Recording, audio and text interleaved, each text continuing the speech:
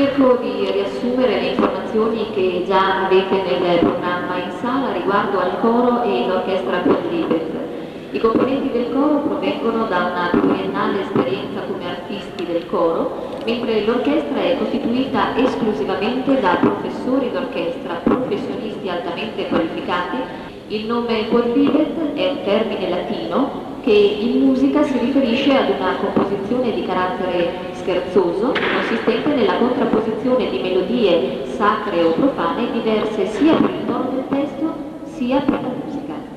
Il maestro Emanuele Pedrini è direttore artistico e musicale di entrambi i complessi.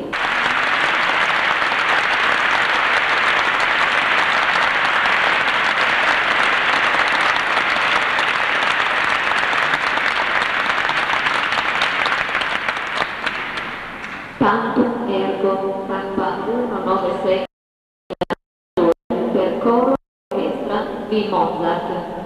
L'assenza di uno spartito autografo fece sollevare dubbi sull'autenticità di questo mottetto omofonico dedicato al sacramento.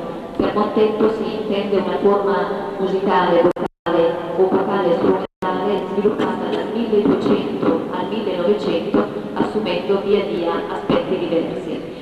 I dubbi, vi dicevo, sull'autenticità furono però fugati alla scoperta di una copia che attestava la paternità di Mozart. Il lavoro fu probabilmente scritto a Salisburgo nel 1772.